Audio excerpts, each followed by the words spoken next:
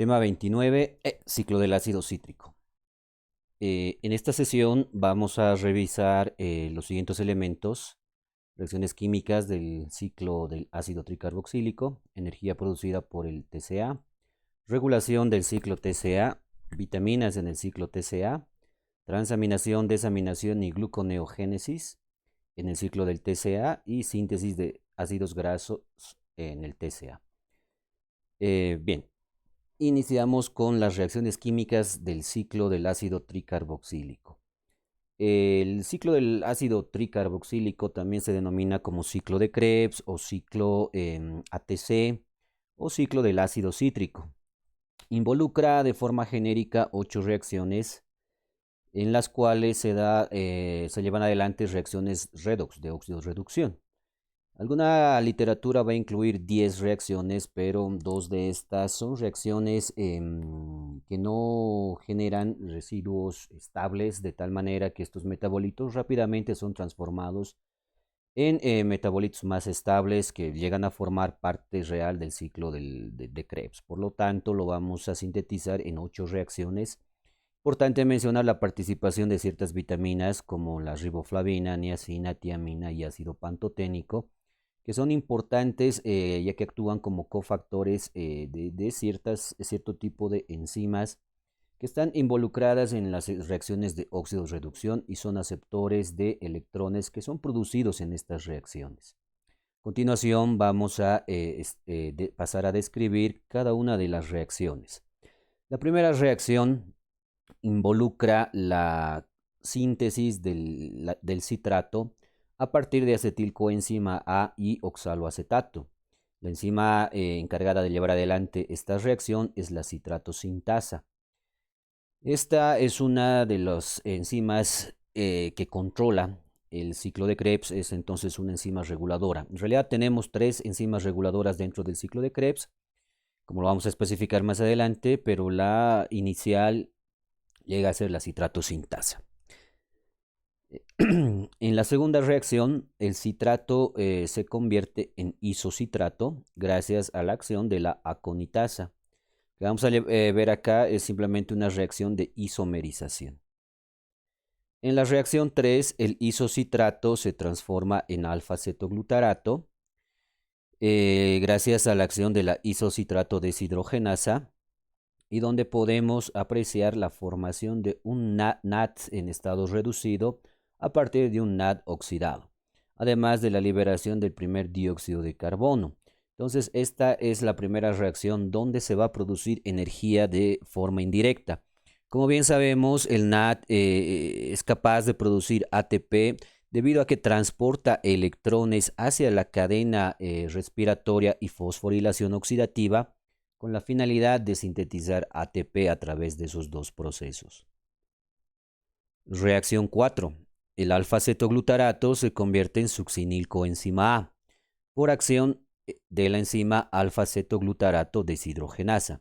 Tenemos una segunda reacción energética donde se va a producir el segundo equivalente reductor NAD reducido a partir del NAD oxidado, además de la liberación de la segunda molécula de dióxido de carbono. En esta reacción, lo propio se genera NAD que más adelante va a ser capaz de producir ATP. Posteriormente, la succinilcoenzima A se convierte en succinato por acción de la succinato-tiosinasa. Es una reacción donde se va a producir ATP a nivel sustrato. Es una de las pocas reacciones fuera de la cadena respiratoria y fosforilación oxidativa donde se puede producir ATP de forma directa.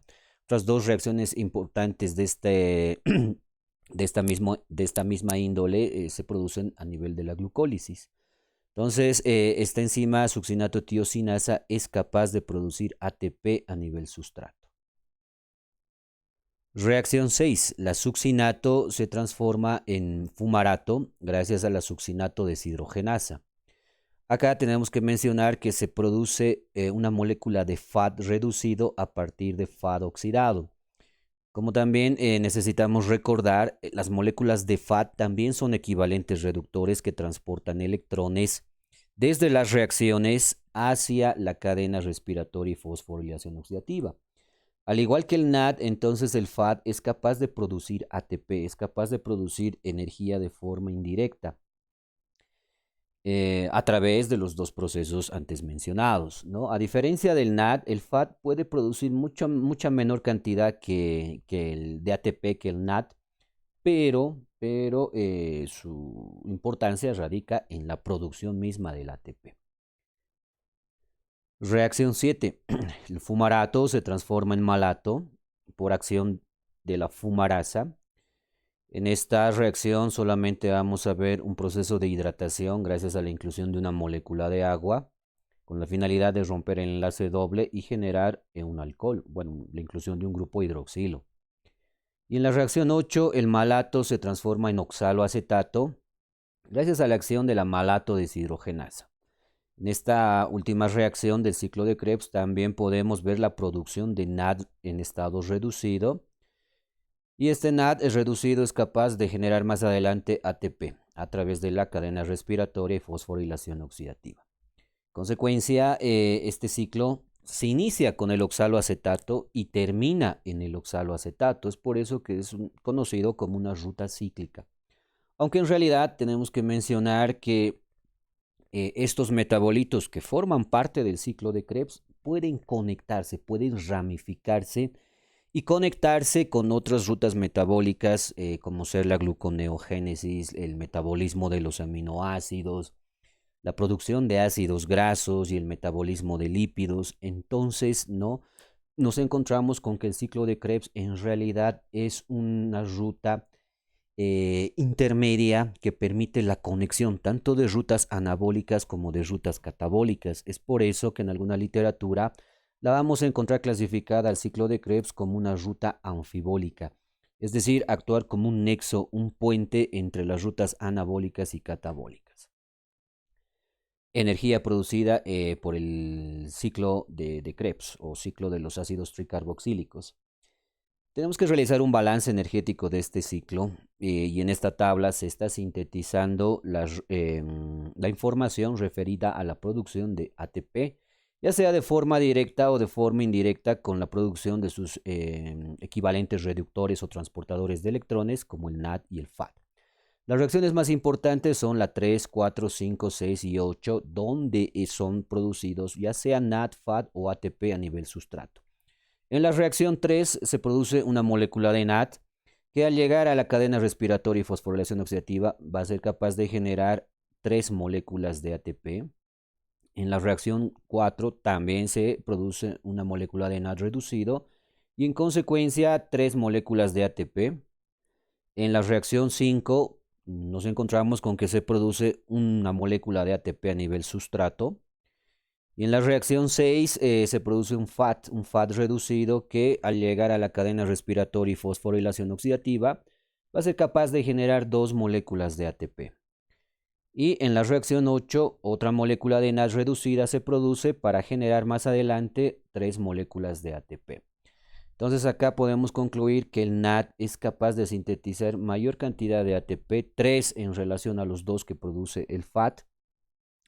Y en total, por cada ciclo o por cada vuelta del ciclo de Krebs, se estarían produciendo 12 moléculas de ATP. Regulación del ciclo de los ácidos tricarboxílicos. Bien, ya hace un momento habíamos mencionado que la principal enzima encargada de llevar adelante la regulación de todo este ciclo es la citrato sintasa. Pero debemos mencionar que existen otras dos reacciones que están mediadas por enzimas que también pueden actuar como enzimas reguladoras de este proceso. Es así que aparte de la citrato sintasa debemos mencionar la participación de la isocitrato deshidrogenasa y la alfa-cetoglutarato deshidrogenasa.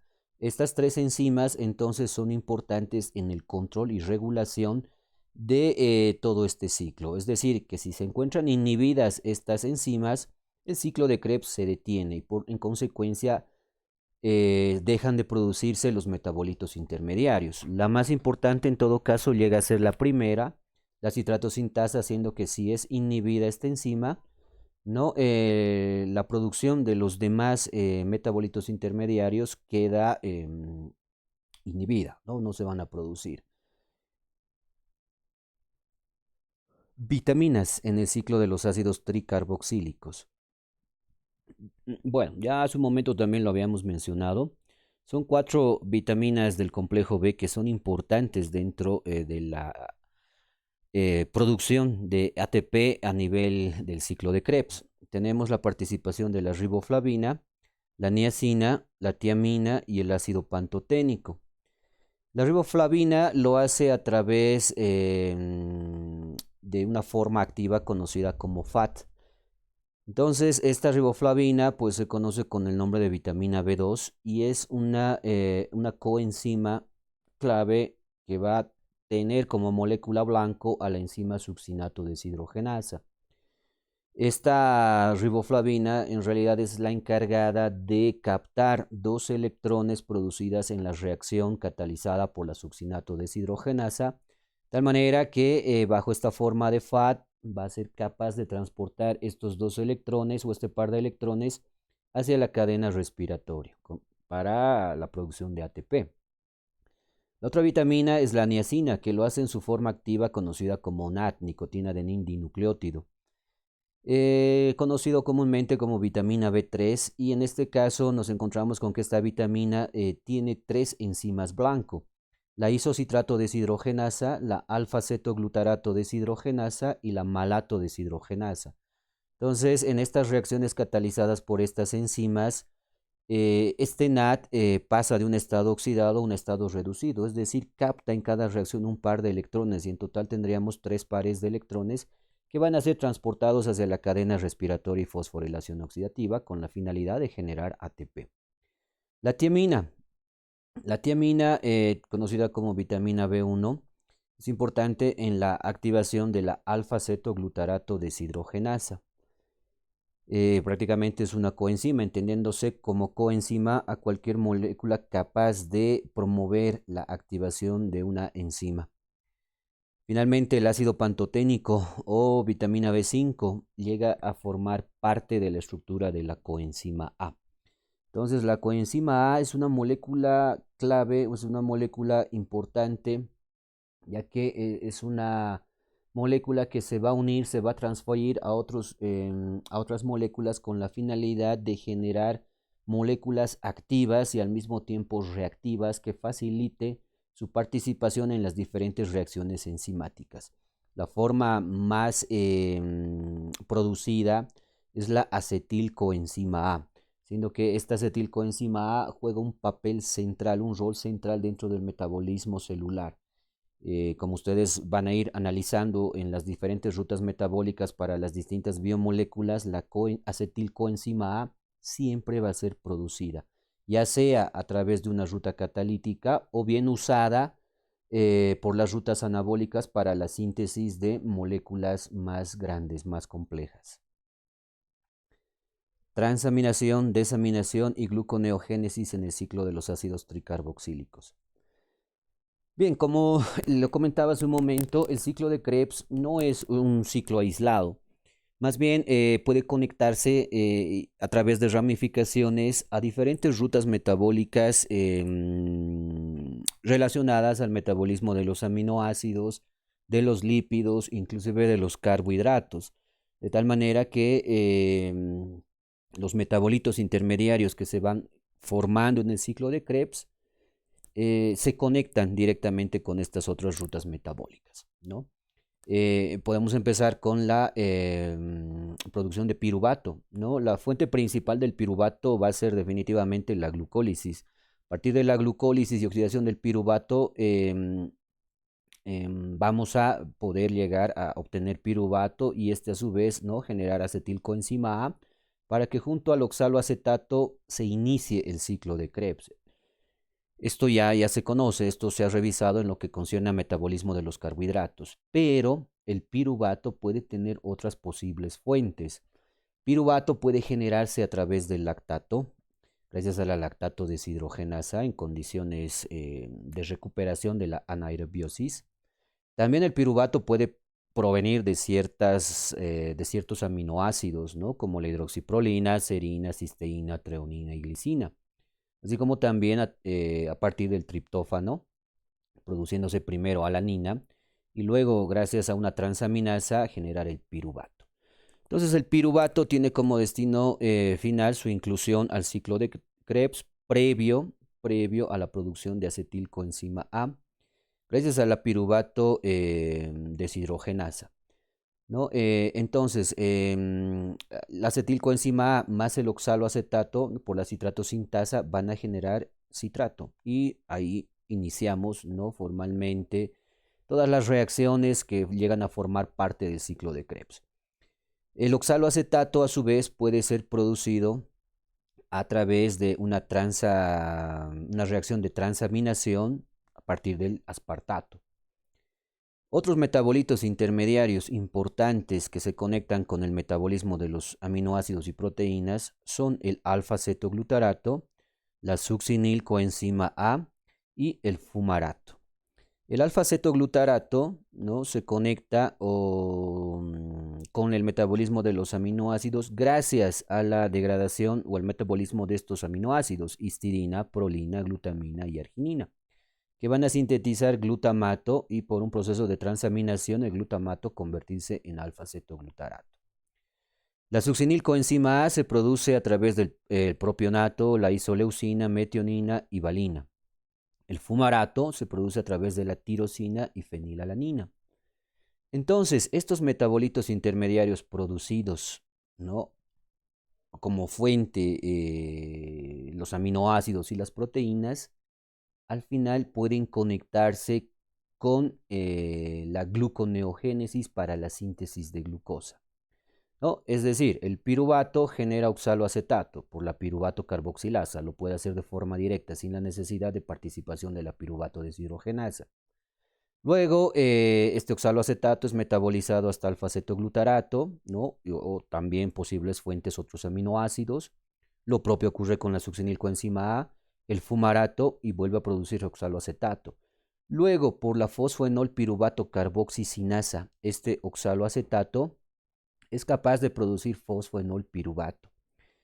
Y acá es donde ya podemos nosotros mencionar, ¿no?, las reacciones de la gluconeogénesis, donde el fosfoenol piruvato se transforma en glucosa, entendiéndose como gluconeogénesis a las rutas metabólicas capaces de sintetizar glucosa a partir de metabolitos que no tienen relación química con los carbohidratos, como es el caso de los aminoácidos o de ciertos ácidos carboxílicos de cadena corta, como el propionato. Síntesis de los ácidos grasos. También importante mencionar que a través del ciclo de Krebs, ¿no?, y conectando el metabolismo de los carbohidratos con el metabolismo de los lípidos, nuestro organismo es capaz de sintetizar ácidos grasos, ¿no? La glucosa, especialmente el excedente de glucosa que proviene de fuentes exógenas, especialmente alimentos ricos en carbohidratos, a través de la glucólisis van a generar el piruvato y a través de la oxidación del piruvato, ¿no?, generar la acetilcoenzima A por acción de la piruvato deshidrogenasa. Entonces, esta acetilcoenzima A en exceso puede ser transformado en un compuesto no necesariamente energético, es decir, que no necesariamente va a ingresar directamente al ciclo de Krebs, más al contrario, va a ser exportado fuera de la mitocondria con la finalidad de generar estos ácidos grasos. Bien, entonces la acetilcoenzima A con el oxaloacetato van a generar el citrato gracias a la acción de la citratosintasa. Este citrato en condiciones normales debería, ¿no?, llevar adelante las 8 reacciones del ciclo de Krebs, pero cuando se encuentra en exceso, debido, ¿no?, a un exceso de acetilcoenzima A, exceso de piruvato, exceso de glucosa, este citrato puede ser exportado fuera de la mitocondria, hacia el citoplasma. En el citoplasma, el citrato, por acción de la ATP citratoliasa, genera dos estructuras, la acetilcoenzima A y la oxaloacetato. Esta oxaloacetato puede conectarse con la gluconeogénesis y es una forma de producir glucosa a partir de residuos que no son carbohidratos. Y la acetilcoenzima A, que está presente en el citoplasma, puede conectarse directamente con la lipogénesis, es decir, la síntesis de los ácidos grasos. Ruta metabólica que se va a analizar con mayor detalle cuando entremos al metabolismo de los lípidos. Eso sería todo. Muchas gracias por su atención.